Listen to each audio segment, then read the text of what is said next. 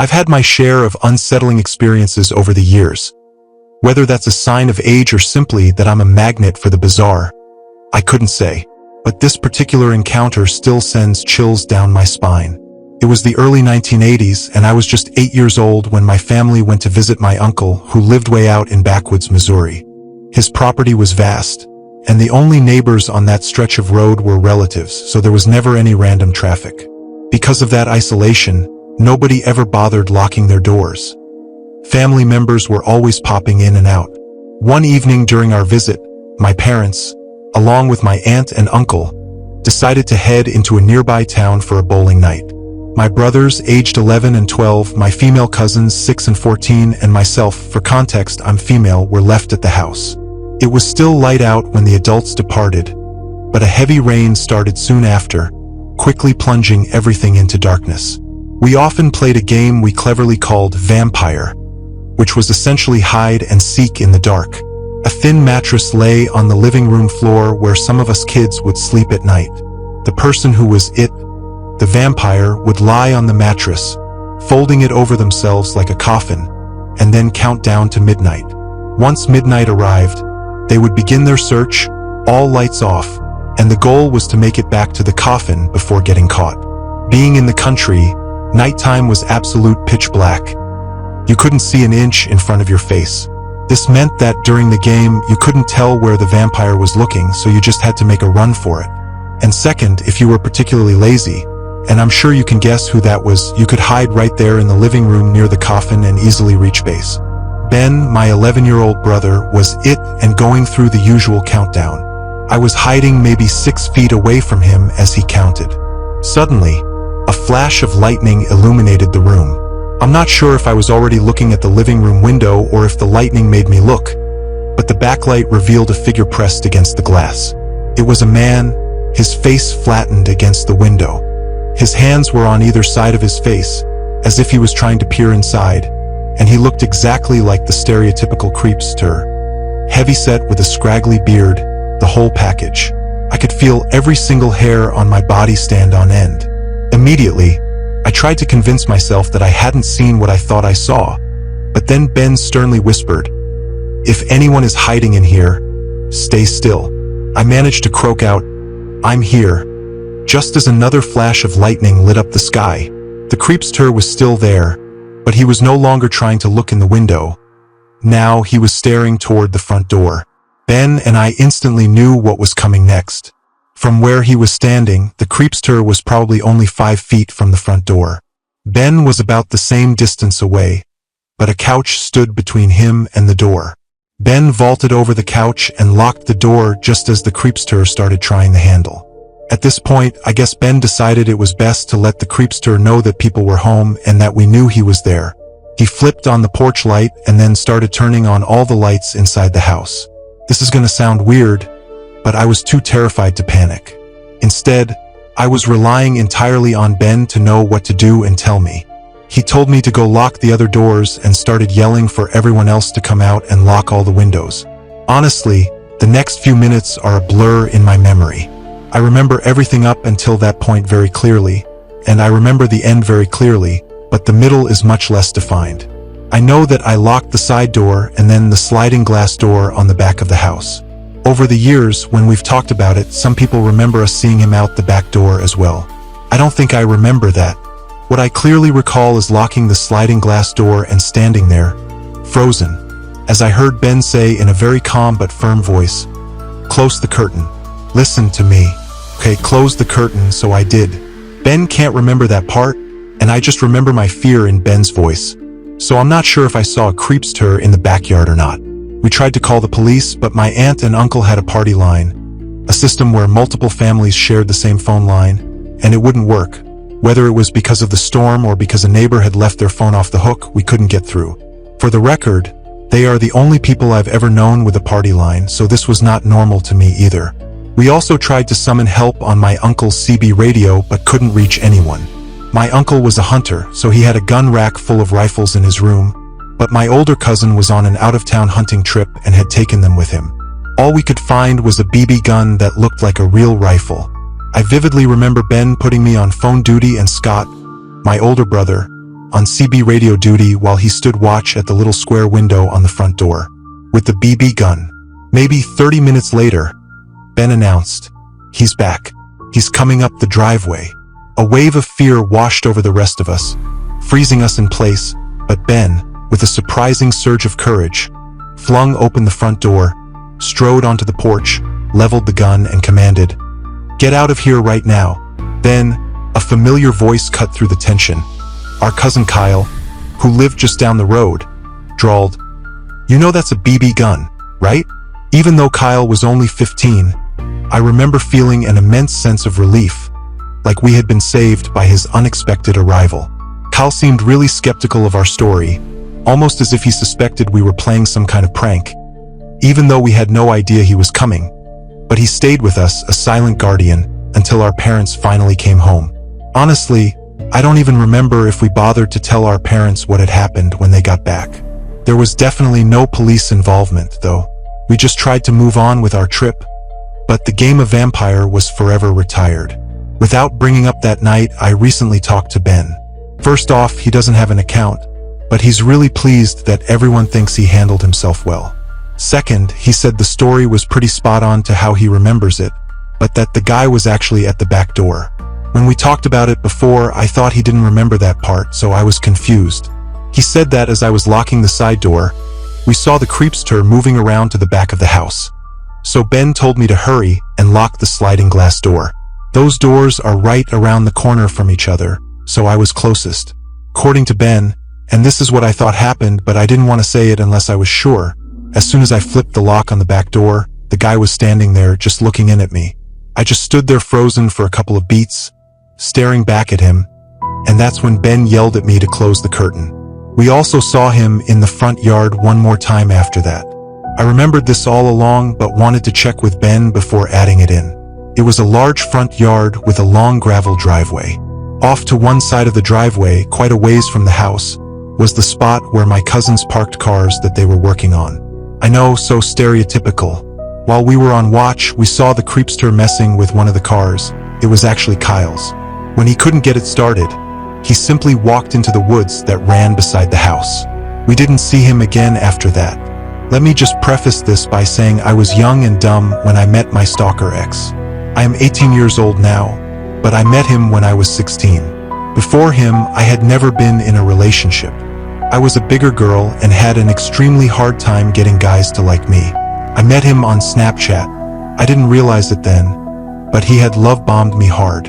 I was so lost in the feeling of being wanted that I ignored extreme red flags. After only a week of talking, he convinced me to meet him at his house to hook up. He lived almost an hour away from me and I was a new driver, but how we met is not the point. He showed extreme signs of being a narcissist and even admitted to me that he believed himself to be a sociopath, but I never let the red flags keep me from staying with him. He was possessive over me and manipulated I into believing he was the only one there for me. He made I cut off my friends and even distance myself from my family. He cheated on I so many times. I caught him 3 times. He admitted to I that out of the 18 months we were together, he was faithful for 3, which is BS. He cheated the entire time. I had evidence, but in the end, he kept lying to save himself. I have extreme abandonment issues because of my father. My abandonment issues aren't only about I have a deep fear of abandoning people who need someone. I thought he needed me. He was going into the Marines. His ship date was late June 2024. A few days before he shipped off, I proposed to him. I know I was stupid, don't get me started on how much I hate myself for that. But if you have ever been emotionally and psychologically abused, you can understand that you simply cannot think about yourself or your safety. You think about what is best for your abuser so that they are happy, so that they don't have a reason to abuse you. We made it through boot camp. We sent letters all 13 weeks. It felt magical to know someone loved I enough to stay true to our relationship through something difficult like a long-distance military relationship. I loved him so much that I saved money to drive down to California to see him graduate. It was amazing and what I thought were the best days of my life. He was still quiet and reserved, he always was. I never saw a problem with it because he was his true self when he was with me. When he came home from California, he lived with me. He had a bad relationship with his parents, and it made I believe he had nowhere else to go. This was my mistake because once he moved in, I was truly trapped. He did recruit assessment from late August to late October, then he shipped back off to California for his schooling, and our long distance started again. One morning in March of this year, I woke up and checked my phone. If you have ever been cheated on and stayed, you become paranoid. He had too. Okay, I understand. Here's the rewritten passage, adhering to all your specific instructions, including maintaining continuity with the previous passage and keeping the original content intact while modifying the phrasing by approximately 20 to 30%. I will also ensure consistent naming conventions for all characters home from California. He lived with me. He had a bad relationship with his parents, and it made I believe he had nowhere else to go. This was my mistake because once he moved in, I was truly trapped. He did recruit assessment from late August to late October, then he shipped back off to California for his schooling, and our long distance started again. One morning in March of this year, I woke up and checked my phone. If you have ever been cheated on and stayed, you become paranoid. He had 2 Instagram accounts, one of which he blocked me on. Driven by an obsessive need to know, I created another Instagram account just so I could watch his followers and posts. He started following more and more women, a virtual parade of strangers. Then, on that day, he posted a story on his main account, cleverly hidden from my view. It was a joke, a crass, insensitive joke about cheating on your dumb girlfriend. You don't joke about crap you have done, so again, I sent him a message explaining just how unfunny it was, how he knew how deeply that crap traumatized me. After that, I was done. I messaged girls he followed on his other account and learned he was on dating apps. After that, it was the end of us. There were 3 days of us communicating, strained and bitter. On April 2nd, I took his belongings to his parents' house and blocked him on everything. I told him to never contact me again. Silence descended for a few weeks, a fragile peace. I was healing, or so I thought. This man, the creepster, abused me for almost 2 years, chipping away at my self-worth. He made me believe so many nasty things about myself and my family. I could elaborate, but at this point, this story is a novel in itself. One night in late April, my phone buzzed with a text. Package arrived. It read. Confused, I responded with a question mark. The number told me there was something on my porch. Hesitantly, I opened my door, and there it was. A notebook sitting there, bathed in the pale moonlight. It was 11 p.m. and I was instantly freaked out. From front to back, this notebook was filled with letters from my stalker ex. I refused to read it, my stomach churning with dread. He had gotten out of the Marines on an other than honorable discharge. He moved to the city next to mine. He hated my town and how desolate it was.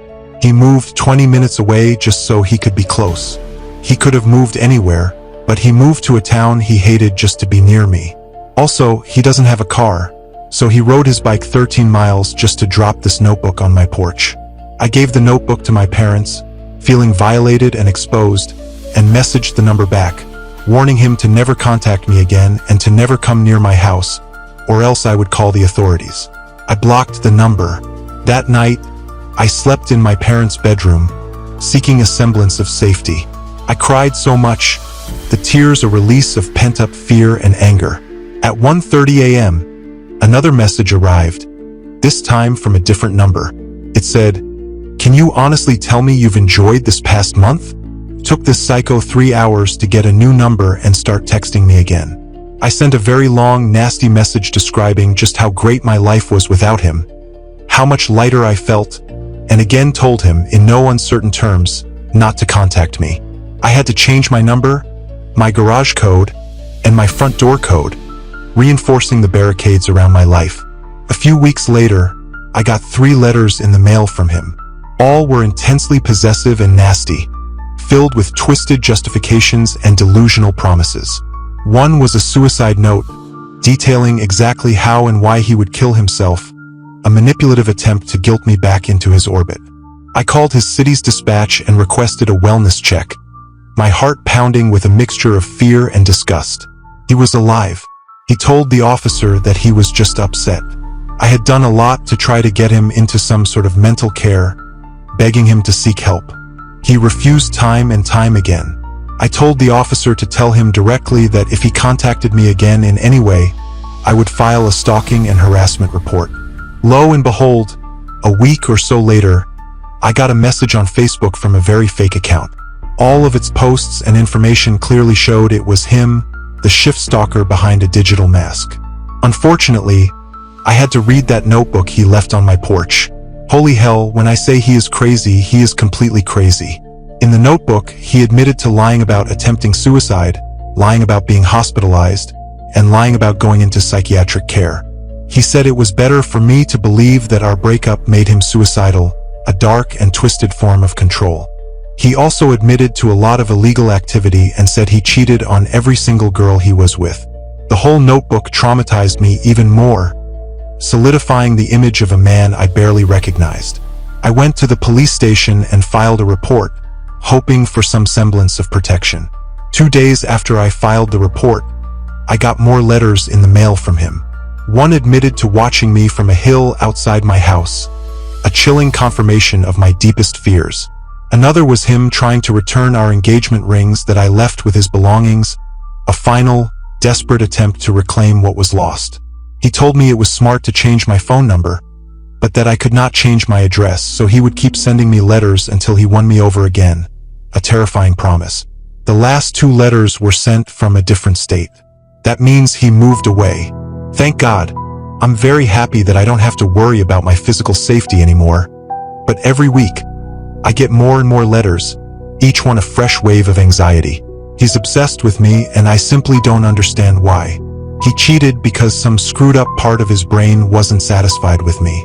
Now that he's without me, he's literally going crazy. I never want to see that man again.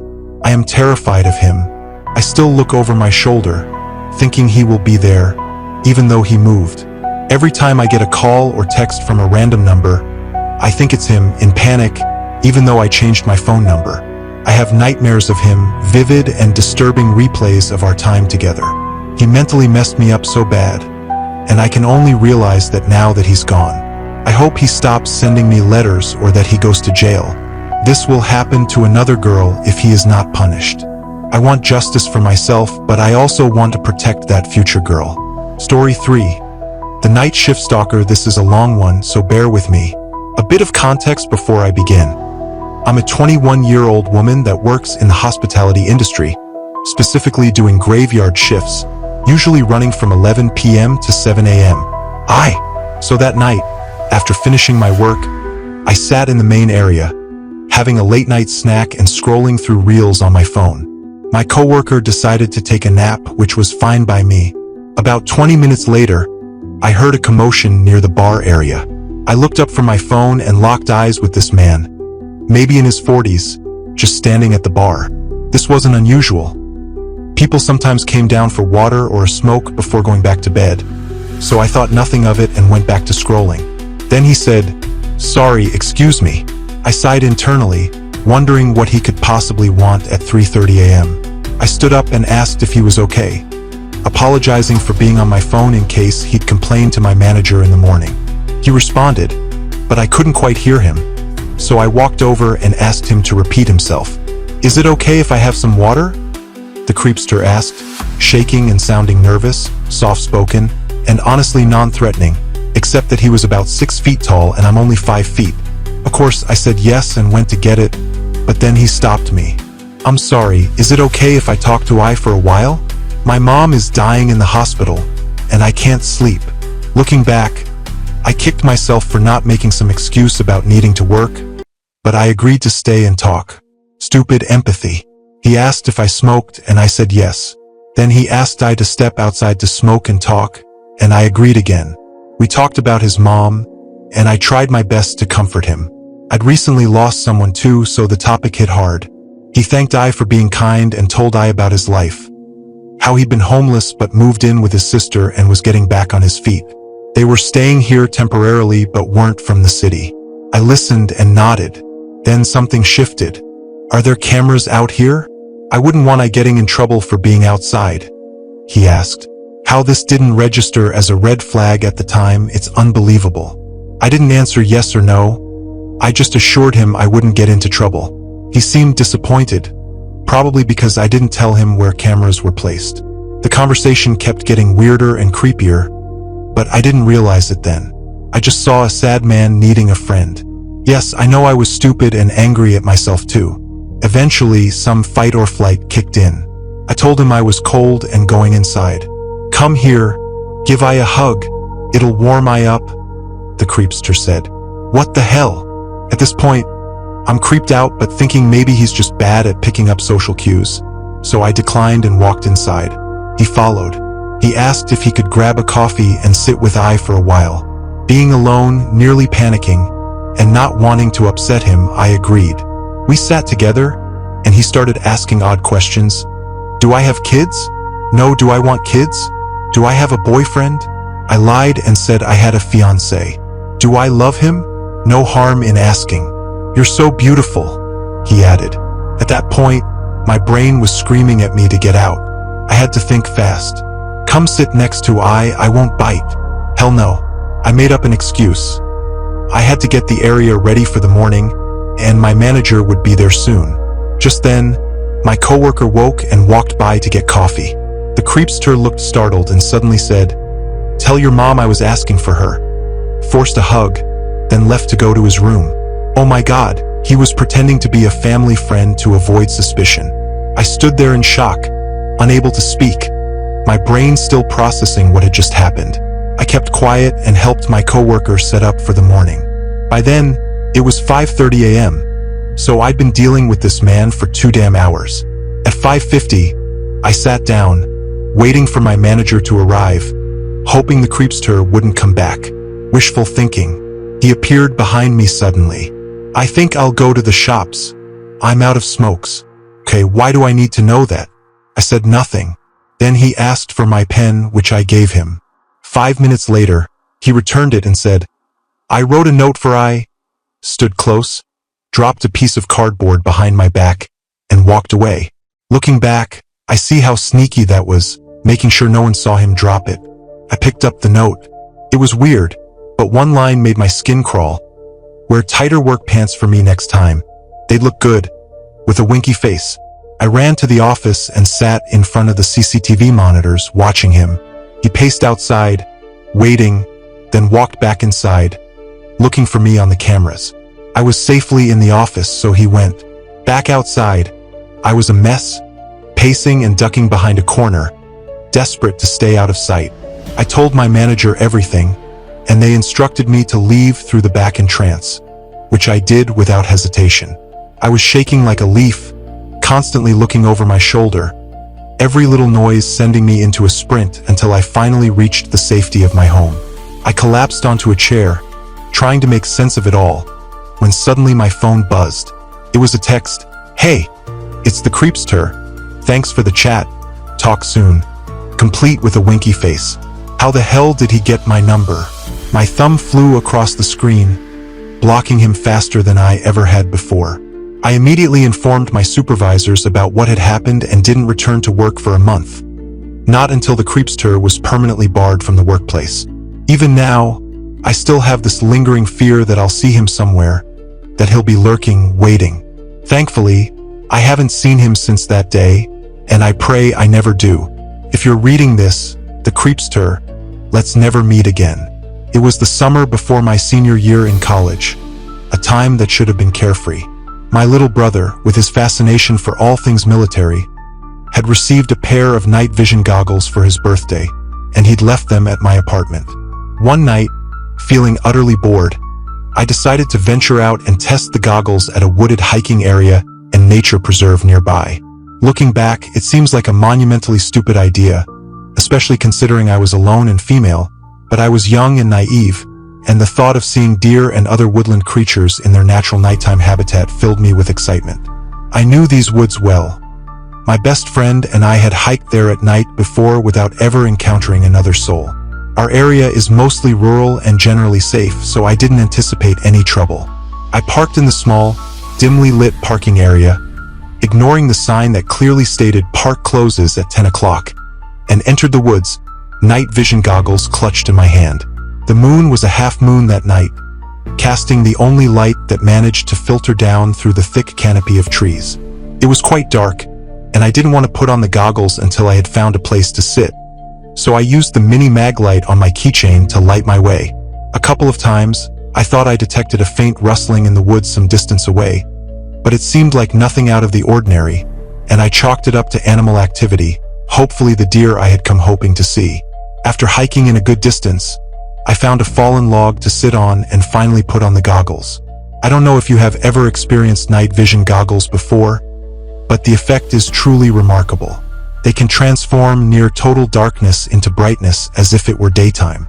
Everything appears in shades of green, but quite bright and clear. For a while, I had a blast looking around from my vantage point on the fallen log. Some chipmunks scurried around in the leaves nearby, and a big owl blinked its lamp-like eyes at me from a tree branch overhead. Still no deer, though, and I began to suspect that maybe they wouldn't be likely to come anywhere near me, darkness or not, if I was sitting right out in the open on a log. So, I decided to find a spot where I could be a little more concealed. I ventured a little deeper into the woods and eventually found a huge tree, perfect for climbing. I have always loved climbing trees, so it was easy for me to hoist myself up a few branches and settle in to wait for my elusive deer. I didn't get to see any deer. What I did see, lit up in bright night vision green after about 10 minutes of waiting, was this. The stalker, a man, dressed head to toe in dark-colored clothing, making his way stealthily through the woods. He was coming from the same direction I had come and was clearly trying to remain hidden, moving from tree to tree and glancing around cautiously before moving on again. It looked very much like he was searching for someone. It took me a few moments to register that he was carrying something, and when I saw what it was, the hairs on the back of my neck stood on end. He had a knife, a big one, and he was gripping it tightly, as if he expected to use it very soon. It was not deer hunting season, and this was a nature preserve where hunting of any kind was strictly prohibited. And at any rate, the guy was alone and certainly not dressed like a hunter. There were no deer in sight, and very few hunters killed their prey with knives. I was suddenly horribly aware of my precarious situation. A young woman, alone, weaponless, in the middle of the woods at night. This was the 1990s, so no cell phones, and even if I had possessed one, I wouldn't have felt safe using it, fearing it would draw his attention. I didn't know how the stalker was able to see so well in the dark. I guess his eyes had simply adjusted, and I was terrified he would look up and see me. I sat there, paralyzed with fear, afraid to move, afraid to even breathe, and watched him as he continued his methodical and stealthy process of scanning the forest for whoever or whatever the hell he was stalking. I scanned around myself but couldn't see anyone else, even from my high vantage point, and the sickening thought struck me that he might be looking for me.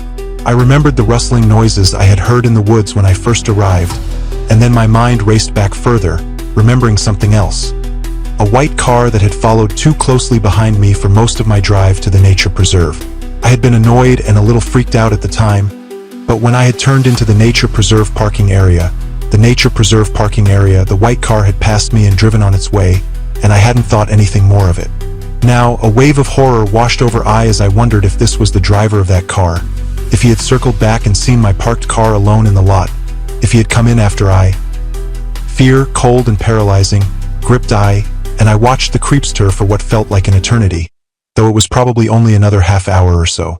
A heart-stopping moment arrived when he paused directly beneath my tree, and I was certain he was about to look up and discover I, but he did not. After a while, he seemed to abandon whatever sinister plan he had conceived. I distinctly heard him mutter, "Screw it," and he began heading back in the direction from which he had come, the direction of the parking area. I remained perched in the tree, drenched in sweat and tears, until the sun finally began to peek over the horizon a few hours later. Then, still consumed by terror, clutching the small can of pepper spray on my keychain like a lifeline, I made my way as quickly as possible to the parking lot. The creepster had been there, all right. My windshield had been brutally smashed with a rock, and someone had scraped all down the sides of the car with something sharp, presumably a giant knife that I am incredibly lucky did not end up buried in my chest. Thank God for the night vision goggles that allowed I to spot the creepster before he could see I, and thank God for big trees with sturdy branches. Creepster, let's never cross paths again.